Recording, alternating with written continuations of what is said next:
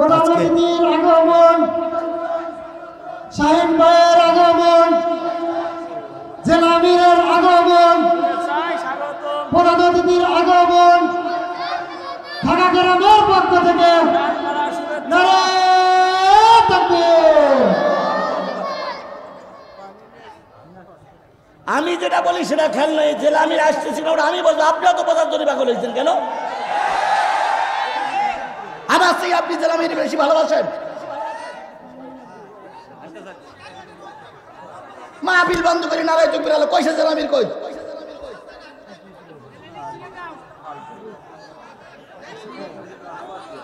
একটা ওয়াজ মাহফিল যদি বন্ধ করি নারায়ে তাকবীর, আরে বাপ রে বাপ।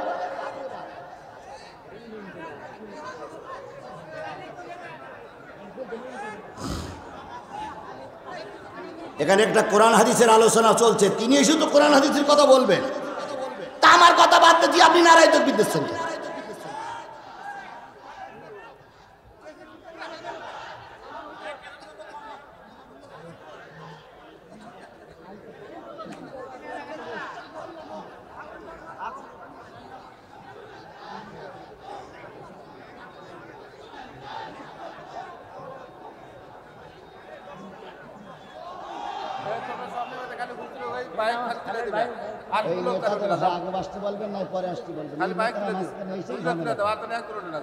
নেতারা হয় আগে আসুক নাই পরে আসুক।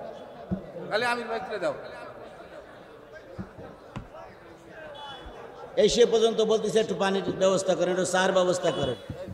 পানি আর চা বোধহয় কলকাতার থেকে আসতেছে।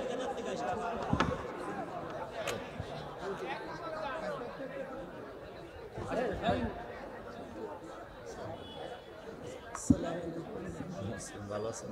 ভালো আছেন।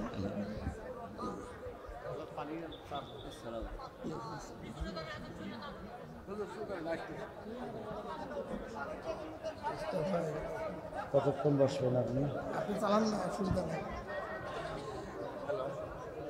শোনেন, সন্ধ্যেবেলায় এমনি সময় কম, এখনই মুয়াজ্জিন আজান দেবে, আর আজান দিলে আমাকেও দৌড়াইতে হবে, জেলা আমির সাহেবকেও দৌড়াইতে হবে। আর আমাদের সঙ্গে মুয়াজ্জিনের বিরাট শত্রুতা, যেই একটু ওয়াজ মুজে যায় সেই মুয়াজ্জিন বলে আর ওয়াজ করতে হবে না, নামাজে এসো। এই জন্য আমরা সময় খুবই কম। এখন বাজে কয়টা? এখন বাজে হলো প্রায় ধরেন 6:30 বাজে। আজান কতই? তাহলে দেখেন কত সময় কম। আমি আমি আমি কিছুক্ষণ কথা বলিয়ে ভাইকে কথা বলাই দিয়ে দোয়া করবো ইনশাল্লাহ। আমি আমার একটু হক আছে, হকগুলো একটু আদায় করে ভাইকে দেব, তারপরে ইনশাল্লাহ। না, উনি শেষে বলবেন, আজকে উনি প্রধান শেষে বলবেন, ভাইয়ের কাছে অনুমতি নিছি আমি, তো উনি শেষে বলবেন। তার আগে আমি বলতেছিলাম, রাসূলে পাক সাল্লাল্লাহু আলাইহি সাল্লামকে শিয়াবে আবু তালেবে থাকতে হয়েছে কয় বছর? 3.5 বছর। ওনার দোষ ছিল কি? না, পরের সম্পদ দখল করা, রাজনৈতিক অঙ্গনে নেতা হওয়ার পরিকল্পনা করা, কোনো মেয়ের সঙ্গে কলঙ্কিত অধ্যায় নিয়ে ধরা পড়া। ওনার দোষ ছিল একটাই, কালেমার দাওয়াত দেওয়া। তুমি আর আমি যদি একই কালেমার দাওয়াত দেই, তুমি আর আমি যদি একই কালেমার কথা বলি, আল্লাহর নবীর যে দশা হয়েছে তোমার আমার সেই দশাই হতে পারে। কিছু মানুষ জেল খাটে আর কিছু মানুষ গোবে তেল মাখায়। কিছু মানুষ কি বলে, জেল খাটতে খাটতে রুগ্ন হয়ে যায়, আর কিছু মানুষ খাইতে খাইতে তরমুসির মতন ভুড়ি মোটা করে। একই মসজিদের পাশাপাশি 2 মসজিদের ইমাম, একজনের নামে 10টা মামলা হয়, আর একজনের নামে একটাও মামলা হয় না। জনগণ জিজ্ঞেস করে, হুজুর আপনার নামে মামলা হয় না কেন? ওই লোকটা মিসকে হাসি দিয়ে বলে, আমি একটু বুঝি সুঝে চলি, বুদ্ধি করে চলি, এই জন্য আমার নামে মামলা হয় না। আল্লাহর কসম, রসুল ধর্মের কথা বলে মামলা খেলো, রসুল ধর্মের কথা বলে মারি খেলো, আর তুমি ধর্মের কথা বলে বিমানে চড়ে বেড়াও। আল্লাহর কসম, তোমার কালেমা আর রসুলের কালেমা এক হচ্ছে না। কথা ঠিক না বে ঠিক? আমি গোটা বাংলাদেশের সবগুলো জেলা উপজেলায় ঘুরে যে অভিজ্ঞতা আমার হয়েছে, যদি আমাদের দেশের টুপিওয়ালারা এক থাকে, আগামী নির্বাচনের মাধ্যমে টুপিওয়ালারাই কোরআনওয়ালারাই এদেশের ক্ষমতা গ্রহণ করবে। বলুন তো টুপিওয়ালাদের ভিতরে বিএনপিরা আছে না নাই? বিএনপি জামাতের হাতে আগামীতে ক্ষমতায় আসবে ইনশাল্লাহ। বাতিলেরা যতই ষড়যন্ত্র করুক কোরআনওয়ালাদের হাত থেকে ক্ষমতা ছিনিয়ে নিতে পারবে না। ইনশাল্লাহ বলেন, ইনশাল্লাহ বলেন। তবে মাঝখানে কিছু ষড়যন্ত্রকারীরা মাথা উঁচু করে দাঁড়ানোর জন্য চেষ্টা করছে। যতগুলো লোক ষড়যন্ত্র করছে তার ভিতরে একদল টুপিওয়ালা আছে। 52-53 বছর দেশের মানুষ রক্ত দিয়েছে কোরআনের জন্য। সেই কোরআন আমার দেশে প্রতিষ্ঠিত হোক, এটা কি আপনারা চান? জোরে বলেন, সেই কোরআন আমার দেশে প্রতিষ্ঠিত হোক, সেটা কি আপনারা চান? কারা কারা কোরআনের পক্ষে আছে দুই হাত উঁচু করে আল্লাহরে দেখান। জোরে তাকবীর দিবেন, নারায়ে তাকবীর। আল কোরআনের আলো, আল হাদিসের আলো, তোমার নেতা আমার নেতা, দুনিয়ার মুসলিম, লিল্লাহে তাকবীর। আল্লাহ আমাদের কোরআনের পক্ষে থাকার তৌফিক দান করুক। আরেকটু জোরে বলেন আমিন, আরো জোরে আমিন। বন্ধুগণ, আমি কোনো সময় দুপুর বেলার দাওয়াত আর সন্ধ্যের বেলার দাওয়াত নিতে চাই না। কারণ দুপুর বেলায় দাওয়াত নিলি যদি 2টায় উঠি তাহলে সময় পাওয়া যায় 1.5 ঘন্টা, 2:30টায় উঠলে সময় পাওয়া যায় 1 ঘন্টা, মাগরিবের নামাজের পরপরই যদি উঠতে পারতাম তাহলে সময় পাওয়া যেত 1 ঘন্টা 15-20 মিনিট। কিন্তু কিছু ভাইরা কথা বললেন, সেখানে আরও 15-20 মিনিট চলে গেল। সময় ছিল আধা ঘন্টা, 1 ঘন্টা। 1 ঘন্টার ভিতরে অর্ধেক সময় হয়ে গেছে, আর অর্ধেক সময়ের কম সময় বাকি আছে। এতটুক সময়কে আপনারা কোরআনের জন্য থাকতে রাজি আছেন? সবাই মিলে বলেন রাজি আছেন? আল্লাহ আপনাদেরকে আমাদেরকে কোরআনের জন্য কবুল করুক। সকলে মিলে বলুন আমিন। বলুন তো, এই কর্তৃপক্ষ, এই যুবকেরা, এই দায়িত্বশীলরা এই কোরআনের মাহফিলটা দিতে যেয়ে কষ্ট করেছে না করেনি? এই মাহফিলটা দিতে যেয়ে, কোরআনের মাহফিল টিকায় রাখতে যেয়ে খরচ করতে টাকা পয়সা খরচ হয়েছে না হয়নি? আগামীকাল সকালবেলা যখন মাইকওয়ালা, ডেকোরেটর আওলা, অন্যান্য খরচ খরচা করে 25,000 খাক, তাহলে দোয়া করলেই টাকা পকেটে এসে যাবে। আজকে বাড়ি দিয়ে 12 টাকা তাহাজ্জুদ নামাজ পড়ে দোয়া করবেন মাহফিল যেন কিয়ামত পর্যন্ত টিকে থাকে। খবরদার একটা টাকা যেন কেউ দিয়েন না। 2টা জিনিস লাগবে, টাকাও দেওয়া লাগবে, দোয়াও করা লাগবে। কথা বলেন ঠিক না বেঠিক? তাহলে এই মাহফিল টিকায় রাখার পরে যতটুকু পয়সা বাঁচবে সে পয়সাগুলো মসজিদে দান করা হবে। মসজিদের অবস্থা দেখে আসলাম, মসজিদ বোধহয় টিন সেট না? ও, এই মসজিদটা কর্তৃপক্ষ বলছিল ভাঙা হবে। এখন মসজিদে আপনার 20টা টাকা দাবি করছি যে মসজিদে আপনার 20টা টাকা থাক। আমরাও এই মসজিদে 20টা টাকা দিতে চাই। কারা কারা দিতে চান না তারা একটু হাত তোলেন তো। হুজুর আমি টাকা দেব না।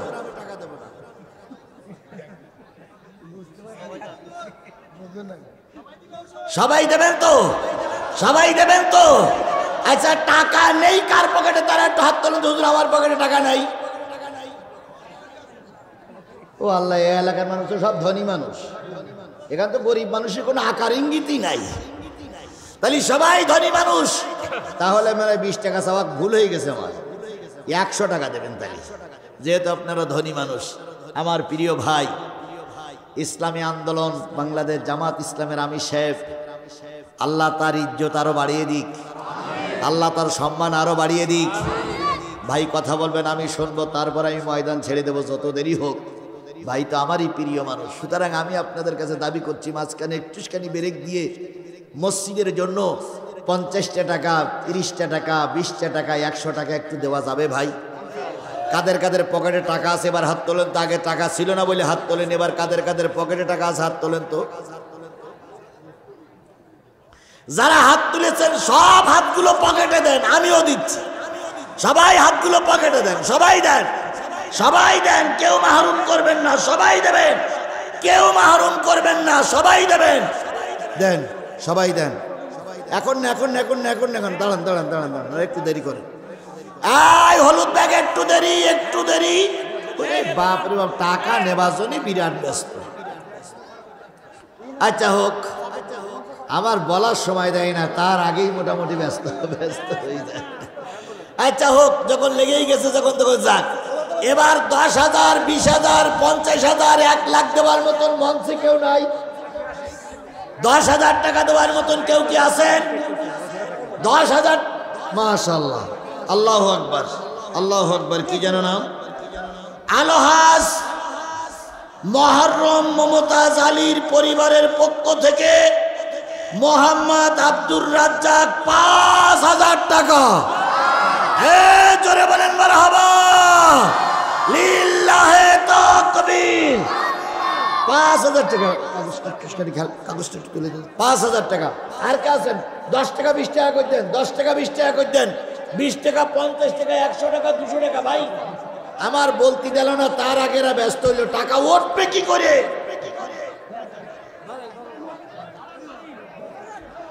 আল্লাহ সবাইকে কবুল করুক, আল্লাহ সবাইকে কবুল করুক। টাকা তোলার ফন্দি জানলে না, তার আগেই টাকা তোলা শুরু করলে। আচ্ছা হোক, তোমাদের যা আছে তাই কপালে হবে। হ্যাঁ দাও বাবা দাও, আল্লাহ কবুল করুক। মঞ্চে আর কেউ এই এতগুলো লোক মঞ্চে? জুমার খতিব 1000 টাকা। নাম কি? হ্যাঁ, নাম কি? আতিকুল ইসলাম। এই জুমার খতিব? হ্যাঁ হ্যাঁ, এই জুমার খতিব আতিকুল ইসলাম ভাই 1000 টাকা। জোরে বলেন মারহাবা। ওক্তীয় নামাজের ইমাম, কারি জাব্বার হোসেন। ওক্তীয় নামাজের ইমাম কারি আব্দুল জব্বার সাহেব 1000, খতিব 1000, আর হাফেজ সাহেব 1000, 2000 টাকা। ওই যে ওই ওই ওখানে গেছে, ওখানে গেছে। দেন দেন দেন, আপনি নেন ভাই, এই টাকাটা নেন তো, এই টাকাটা নেন। প্রকৌশলী সেলিম বাদশাহ, ওনার বাসা কোথায়? হ্যাঁ, প্রকৌশলী মোহাম্মদ সেলিম আহমেদ 5,000 টাকা। হ্যাঁ জোরে বলেন মারহাবা, লিল্লাহে তাকবীর। 1,000 টাকা নগদ, 4,000 টাকা বাকি। আল্লাহ পাক ওনার দান সহ সকলের দানগুলো কবুল করুক। হ্যাঁ হ্যাঁ, দোয়া করবো, দোয়া করবো বাবা, দোয়া করবো। সকলের জন্য দোয়া করার জন্যই তো বসেছি। দোয়া করব, দোয়া করবো। মাশাআল্লাহ, আল্লাহ কবুল করুক, আল্লাহ কবুল করুক। টাকা তোলা শেষ। এই লোকগুলো উঠতে হবে না তো? আপনারা কি মসজিদের শত্রু না বন্ধু? উঠতেছেন কেন? বসেন, বসুন। হয়েছে। মা বোনদের কাছে নিশ্চয়ই রুমাল চলে গেছে। মা বোনেরাও টাকা দিবেন, মা বোনেরাও টাকা দিবেন। কেউ মাহরুম করবেন না, কেউ মাহরুম করবেন না। আল্লাহ সবাইকে কবুল করুক। আরেকটু জোরে বলেন আমিন।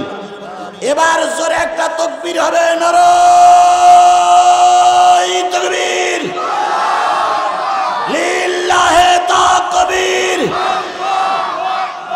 আল কোরআনের আলো, তোমার নেতা আমার নেতা, দুনিয়ার মুসলিম,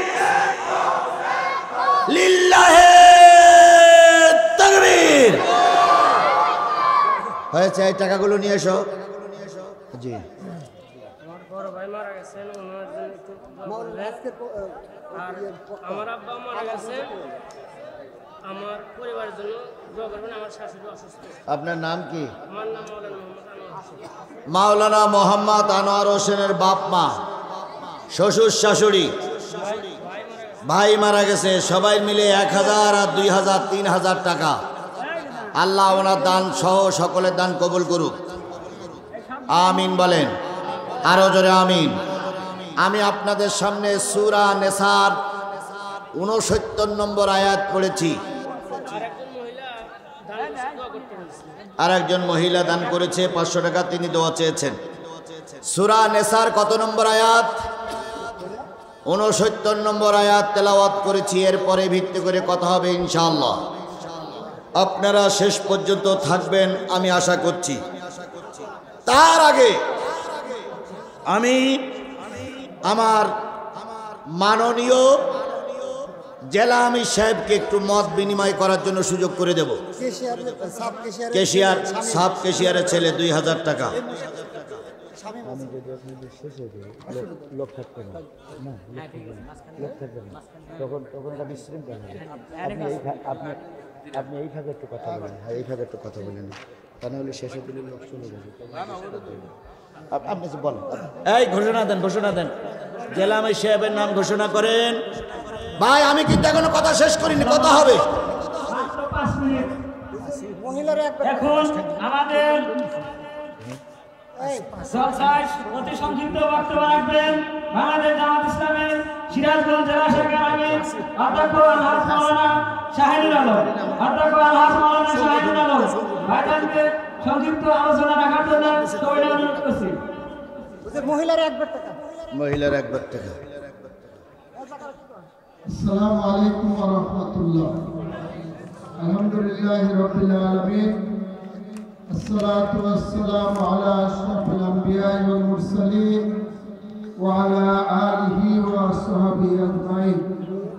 ঢাকা নয়াপাড়া মসজিদ কর্তৃক আয়োজিত মসজিদের উন্নয়ন কল্পে ৭০তম বার্ষিক ওয়াজ মাহফিলের সম্মানিত সভাপতি বিশিষ্ট আলেমে দ্বীন হযরত মাওলানা নুরুল ইসলাম সাহেব, আজকের মঞ্চে উপস্থিত আছেন বাংলাদেশ জামাত ইসলামের সিরাজগঞ্জ জেলা শাখার সেক্রেটারি জনাব অধ্যাপক জাহিদুল ইসলাম, আমন্ত্রিত অতিথিবৃন্দ, সম্মানিত ওলামা ইকরাম, উপস্থিত সম্মানিত ভাইরা, পর্দার অন্তরালের মা এবং বোনেরা, আল্লাহ তাআলার দরবারে শুকরিয়া আদায় করছি যে আল্লাহ তাআলার অশেষ মেহেরবানিতে আজকের এই স্বাধীন ওয়াজ মাহফিলে বসার সুযোগ দিয়েছেন, সেই আল্লাহর শুকরিয়া আদায় করছি আলহামদুলিল্লাহ।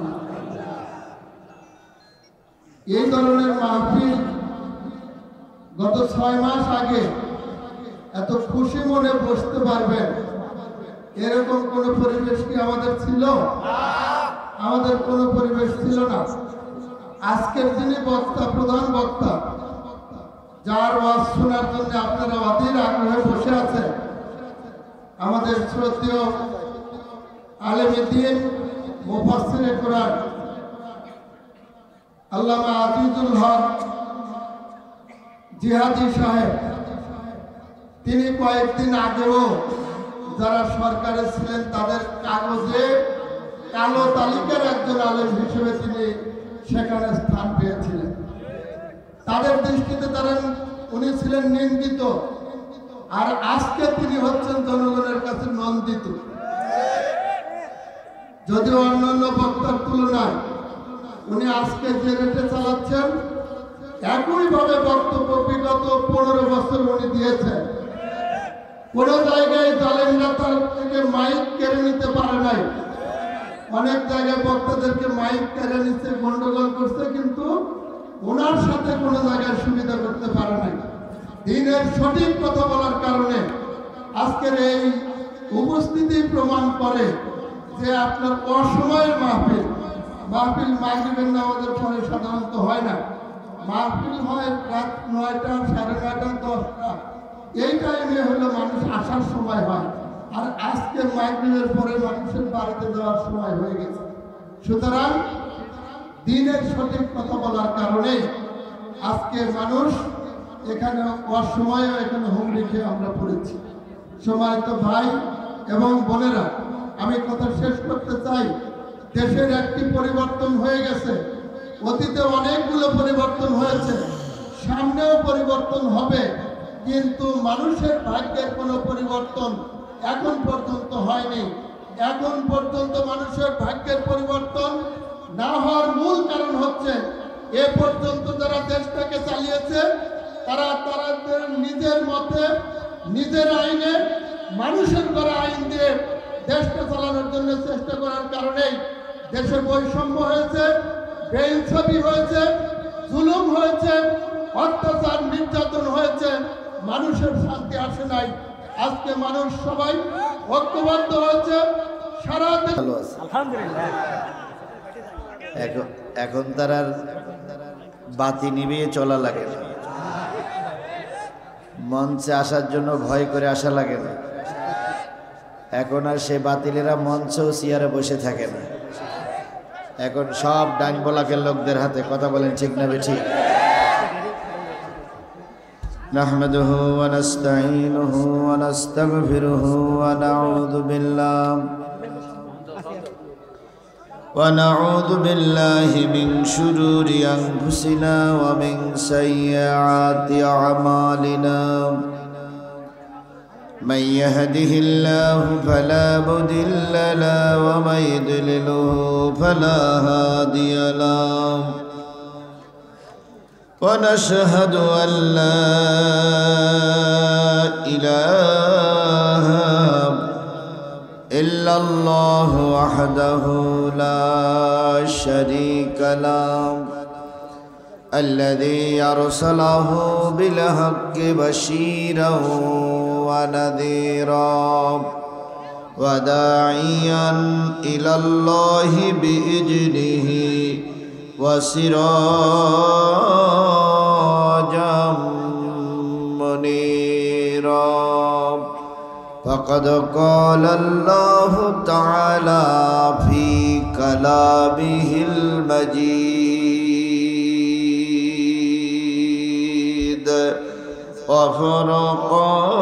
وفرقانه الحميد.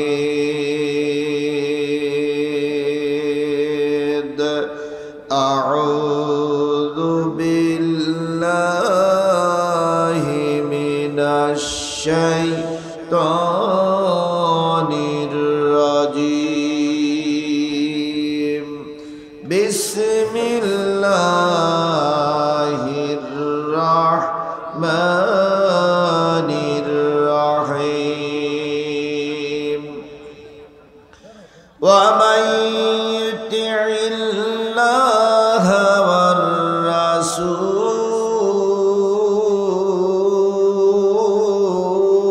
والرسول فأولئك مع الذين أنعم الله عليهم من النبيين والصديقين والشهداء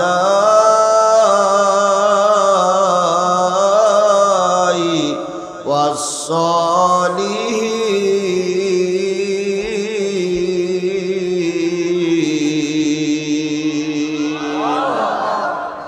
وحسن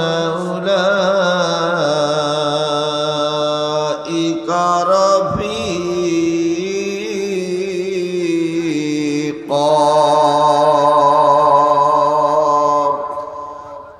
صدق الله المولانا العظيم.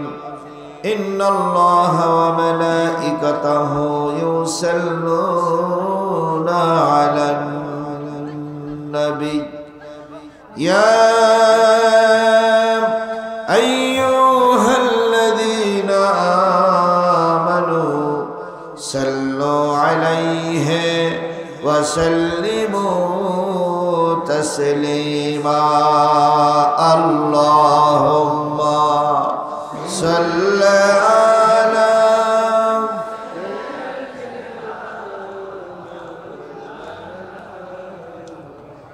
وعلى آل سيدنا مولانا محمد. اللهم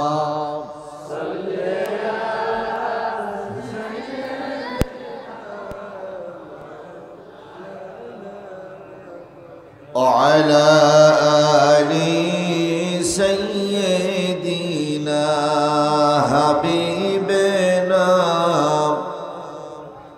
মা আমেনার কোলে একটি ছেলে জন্ম নিল আধার এলে বেলে। মা আমেনার কোলে একটি ছেলে জন্ম নিল আধার এলে বেলে। উঠল বাঁকা চাঁদ, চাঁদ মামাটা চাইল ছেলের একটু আশীর্বাদ। গাইল গজল ভোমরাওলি, ধরল কোকিল সুর, সুরের তোড়ে পাষাণ হৃদয় হলো যে ভাঙসুর, বইল বাতাস শান্ত হয়ে লু হাওয়া যায় থেমে, অত্যাচারীর বুকে কাঁপন যায় গো তারা ঘেমে। মেঘ কেটে ঠিক বেলা বাড়ে বাড়ে সেলেটিও,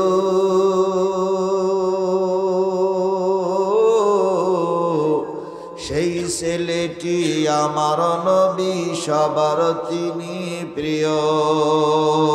আল্লাহুম্মা জোরে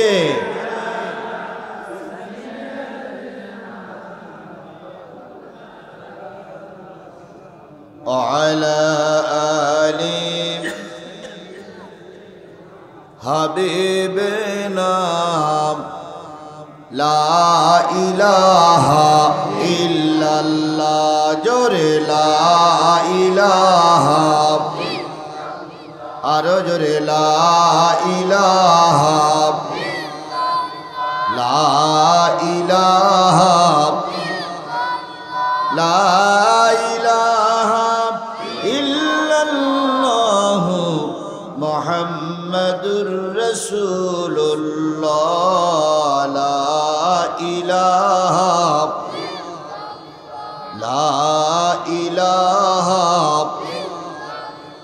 লা ইলাহা ইল্লাল্লাহ মুহাম্মাদুর রাসূলুল্লাহ।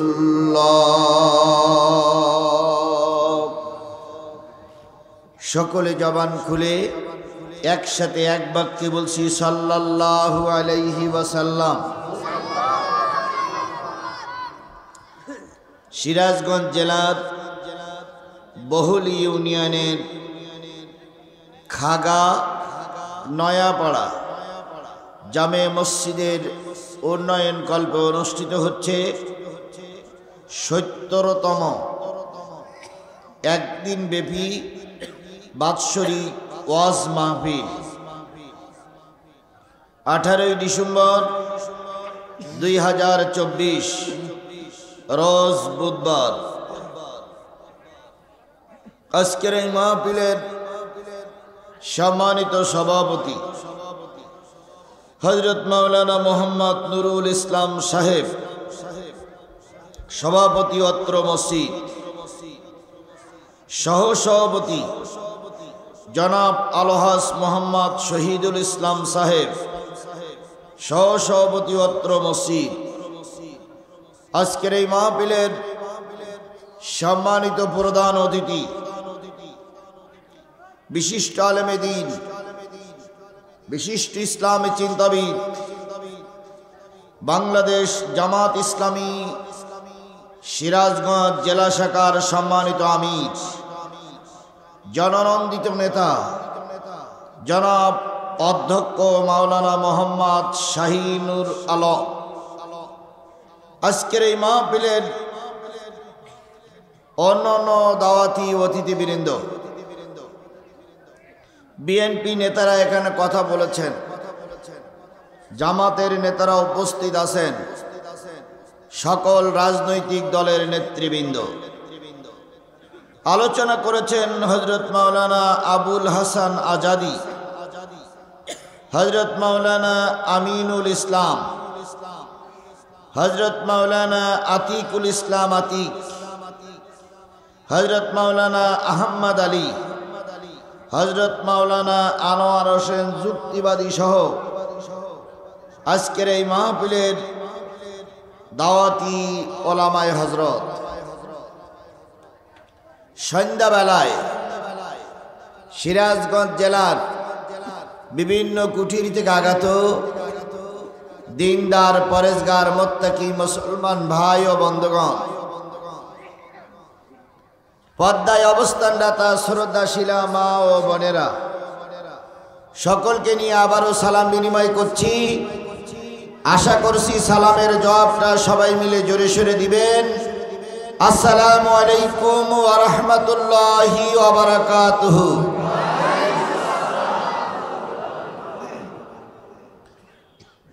সন্ধ্যাবেলা মানুষ থাকে কাজে কর্মে ব্যস্ত, সেই কর্মব্যস্ততা পিছনে ফেলে রেখে শুধুমাত্র কেবলমাত্র এই মানুষের ঢল আল্লাহর কোরআনের জন্য। কিসের জন্য বলুন? আরো জোরে বলুন, কিসের জন্য? আল্লাহর কোরআনের জন্য। কোরআন এমন একটা জিনিস, যেখানে কোরআন থাকে সেখানে মুসলমানরা উপস্থিত হয়ে যায়।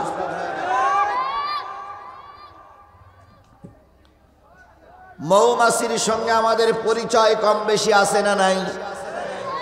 একটা মৌচাকে কতগুলো মৌমাছি থাকে? কয় হাজার? ধরে নিলাম 5000। বলুন তো এই 5000 মৌমাছি যে চাকে বা যে দলে থাকে, ওই দলের একজন লিডার থাকে, সেই লিডারকে আমরা কি বলি? রানী মাছি। এই রানী মাছি যেখানেই থাকে মৌমাছিগুলো তারির চারিপাশেই থাকে। রানী মাছিটা যদি ওই বাবলা গাছের মাথায় ওঠে, মৌমাছিগুলো সব সেখানে যায়। রানী মাছিটা যদি মাঠের মাঝখানে চলে যায়, মৌমাছিগুলো ছুটে সেখানেই যায়, কারণ তারা জীবনের চাইতে তাদের রানী মাছিকে বেশি তারা ভালোবাসে। রানী মাছির যতটুকু না দাম, তার চাইতে লক্ষ গুণ কোটি গুণ বেশি দাম আল্লাহর কোরআনের। আল্লাহর কোরআন হলো মুসলমানদের রানী মাছির চাইতে দামি কিতাব। এই দামি কিতাব রানী মাছি নামক কিতাবটা যেখানেই থাকে, মুসলমানরা সেখানেই ছুটে যায়। আজকে রানী মাছির আহ্বান করা হয়েছে খাগা জামে মসজিদের সামনে নয়াপাড়া। মৌমাছিরা, কোরআনের মৌমাছিরা সব এখানেই চলে এসেছে। কথা বলেন ঠিক না বেঠিক? আগামীকাল আবার যদি সিরাজগঞ্জ শহরে যদি রানী মাছির দাওয়াত দেওয়া হয়, এই মুসলমানরা সবাই আবার সেখানেই ছুটে যাবে। এবার বলুন তো, রানী মাছির একটা ধর্ম আছে, মৌমাছির একটা ধর্ম আছে। সেটা হলো রানী মাছি যেখানে থাকে মৌমাছি সেখানে থাকে। এখন কেউ যদি মৌচাকে ঢিল মারে, কেউ যদি মৌচাকে ঢিল মারে, মাছি আর রানী মাছি সবাই বলে সুবহানাল্লাহ বলো নাকি?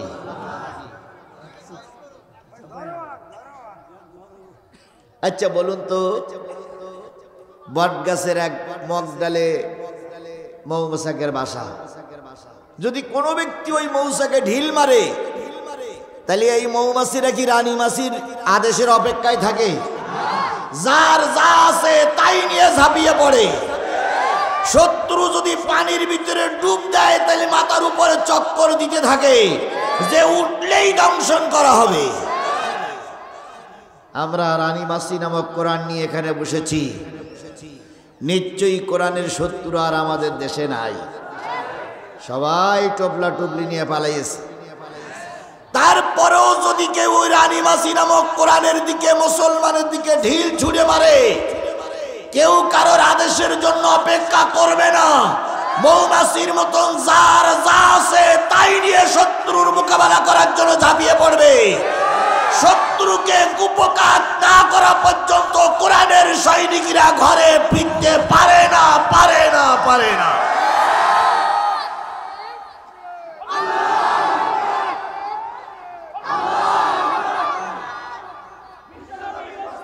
একতার ভিতরে আলাদা একটা বরকত আছে। কথা বলেন ঠিক না ঠিক? যাদের ভিতরে আছে একতা, তাদেরকে কেউ কোনোদিন দমন পীড়ন করে নিচে নামায় রাখতে পারে না। বিএনপির উপরে অনেক নির্যাতন হলো, বাংলাদেশ জামাত ইসলামের পরে অনেক নির্যাতন হলো। তৎকালীন সরকারের বাহাদুরির লোকেরা মনে করেছিল বিএনপি আর জামাত কখনো মাজা উঁচু করে সোজা করে আর দাঁড়াতে পারবে না। ওনারা চিন্তা করেছিল তারেক জিয়া দেশে নাই, খালেদা জিয়াকে জেলখানায় ভরে রেখে পঙ্গুত্ব বরণের দ্বার প্রান্তে পৌঁছে দিয়েছি, বিএনপি আর কখনো মেরুদণ্ড সোজা করে দাঁড়াতে পারবে না। আপনারা যে যেখানে আছেন তাকিয়ে দেখুন, এখন গোটা দেশের আনাচে কানাচে গ্রামে গঞ্জে শহরে বন্দরে বিএনপির নেতা কর্মীরা বুক ফুলিয়ে ঘুরিয়ে বেড়াচ্ছে, আর আওয়ামী লীগের নেতা কর্মীরা গর্তের ভিতরে ঢুকেছে তা ঢুকেছে। আল্লাহই জানে কিয়ামতের আগে আর মাথা উঁচু করে দাঁড়াতে পারবে কিনা। বাংলাদেশ জামাত ইসলামের ৮-৯ জন শীর্ষস্থানীয় নেতাকে কিসে ঝুলানো হলো? ওরা মনে করেছিল জামাত শিবির আর নাই, জামাত শিবির বাংলাদেশ থেকে বিলুপ্ত হয়ে গেছে। আল্লাহর কসম, যত অত্যাচার করেছ কর্মী বাহিনী ততই বেড়েছে, যত নির্যাতন চালিয়েছ দলের শক্তি আরো মজবুত হয়েছে। এখন গোটা বাংলাদেশে জামাত শিবিরের নেতা কর্মীরা মিছিল করছে, মিটিং করছে, জনসভা করছে, গোটা দেশে কোরআন নিয়ে বুক ফুলিয়ে ঘুরে বেড়াচ্ছে। খোদার কসম, কোন বাতিল শক্তি তাদের দিকে বেকা নজরে তাকানোর সাহস পাচ্ছে না। এ শক্তি কার? এ রহমত কার? যে আল্লাহ এই রহমতটুকু আপনার আমার পরে দিলেন, যে রহমত আল্লাহ আপনাকে আমাকে করেছেন, সেই মালিকের দরবারে শুকরিয়া আদায় করছি। সকলে মিলে বলছি আলহামদুলিল্লাহ। আরেকটু জোরে বলুন তো আলহামদুলিল্লাহ। সর্বকালের সর্বশ্রেষ্ঠ মহামানব, যার আদর্শ আমার নিজের জীবনে ধারণ করে নিজেকে উম্মত রূপে দাবি করেছি, সেই নবীর নামে দুরূদ আর সালাম সাল্লাল্লাহু আলাইহি ওয়াসাল্লাম। বন্ধুগণ, সময় কম, খুব খেয়াল করে দেখতে হবে। নবীর চাইতে ভালো মানুষ সমাজে কেউ ছিল না। কথা বলেন ঠিক না বেঠিক? নবীর চাইতে ভালো মানুষ বর্তমান সমাজে কেউ নাই। কিয়ামত পর্যন্ত নবীর চাইতে যদি ভালো মানুষ তালাশ করা হয়, সকল তালাশকারী যন্ত্রগুলো বিকল হয়ে যাবে, কিন্তু নবীর চাইতে ভালো মানুষ আর সমাজে কিছুই পাওয়া যাবে না। নবী যদি অর্থের পিছনে ঘুরতেন, কোন পাহাড়ের গায়ে হাত লাগাইলে পাহাড় কি হয়ে যেত? সোনা হয়ে যেত। নবী যদি সম্পদের পিছনে ঘুরতেন, গোটা উহুদ পাহাড়ের মতন বড় বড় পাহাড়গুলো নবীজি সোনা বানাতে পারতেন। কিন্তু আল্লাহর নবী বলেছেন, আমি ধনী হওয়ার জন্য পৃথিবীতে আল্লাহ আমাকে পাঠাই নাই, সম্পদের মমতার জন্য আমাকে পাঠাই নাই। আল্লাহ আমাকে পাঠিয়েছে আল কোরআনের বিধান সমাজে চালু করার জন্য। এই নবী ধর্মের কথা বলতে যে কখনো মার খেয়েছেন, কখনো জেল খেটেছেন, কখনো না খেয়ে থেকেছেন, কখনো বাবা আর দেশ ছেড়ে পালিয়ে মদিনায় চলে যেতে হয়েছে। ধর্মের কথা বলতে গিয়ে যখন গেলেন, বিপক্ষের বাহিনী যখন নবীকে নরম কথাই বুঝাইতে পারলেন না, তখন নবীর জন্য একটা জেলখানা তৈরি করলেন। সেই জেলখানার ভিতরে আল্লাহর নবী 3.5 বছর ছিলেন। কয় বছর? আরো জোরে বলেন। শিয়াবে আবু তালেব নামক এই জেলখানা, চারিদিক থেকে বিরাট বিরাট পাহাড়, মাঝখানে একটা পথটা ওরা বন্ধ করে দিল। ওই শিয়াবে আবু তালেবের ভিতরে শত শত নারী পুরুষকে ঢুকায় দেওয়া হলো, যার ভিতরে মুরব্বী মানুষ ছিল, যুবক মানুষ ছিল, রসুলের আপন চাচা ছিল, আল্লাহর নবী নিজেই ছিলেন। আল্লাহ নবী বর্ণনা করেছেন, আমার জাতি ওই জেলখানার ভিতরে আমাদের এত কষ্ট হয়েছে, ওরা আমাদের পানি খেতে দিত না, বাইরের কোনো খাবার ওর ভিতরে ঢুকাতে দিত না, এমনকি বাইরের কোনো লোক খাদ্য নিয়ে জেল গেটে আসতে পরে তাদেরকে মেরে পিটাই আহত করে বাড়ি ফিরিয়ে দিত। নবী এবং তার সাহাবীরা বলেছেন, ওই জেলখানায় আমরা যখন ছিলাম আমাদের খাদ্য ছিল না, বাচ্চাগুলো ক্ষুধার যন্ত্রণায় বাচ্চাগুলো খেতে না পারি এমন জোরে চিল্লান দিয়েছে, মাইলের পর মাইল দূর থেকে মানুষ শুনেছে। তারা হুমড়ি পড়ে কেঁদেছে, সেজদা করে কেঁদেছে। কিন্তু পাষাণ আবু জেহেলের দিলে একটুও মায়া হয়নি। সেরকম একটা অবস্থা বিগত 16টা বছর আমার দেশের মানুষ দেখেছে না দেখেনি? আরো জোরে বলেন, দেখেছে না দেখেনি? আমাদেরকে জেলখানায় আটকে রেখে, আয়না ঘরে রেখে বছরের পরে বছর পার করেছে। খেতে দেই নাই, পানি খাইতে চাইলে ওরা পেশাব করে আমাদের গালে দেওয়ার জন্য চেষ্টা করেছে।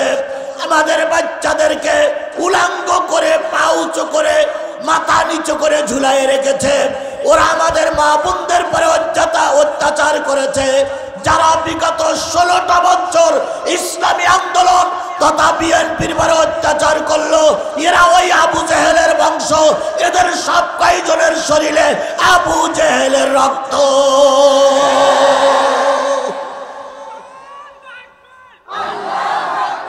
আমি পানি আনতে বলেছি আপনাদের,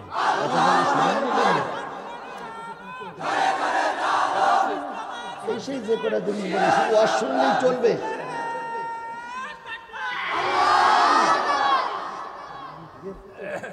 বন্ধুগণ, আল্লাহ নবী বর্ণনা করেছেন, শিয়াবে আবু তালেবের ভিতরে যারা ছিল, খাদ্যের অভাবে মানুষ গাছের পাতা খেয়েছে।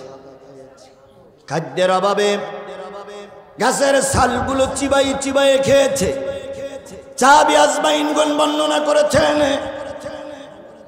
শুকনো চামড়াগুলো চিবাইয়ে চিবাইয়ে একটু নরম করে পানি দিয়ে গিলে ফেলেছে। পায়খানাগুলো হয়েছে ছাগলের পায়খানার মতো। 7 দিন 8 দিন 9 দিন পর্যন্ত পেশাব হতো না, কারণ শরীরে কোনো পানি ছিল না। ও আমার জাতি, আজকে কালেমা পড়ে মুসলমান হয়েছ, আজকে ধর্মের কথা বলতেছো,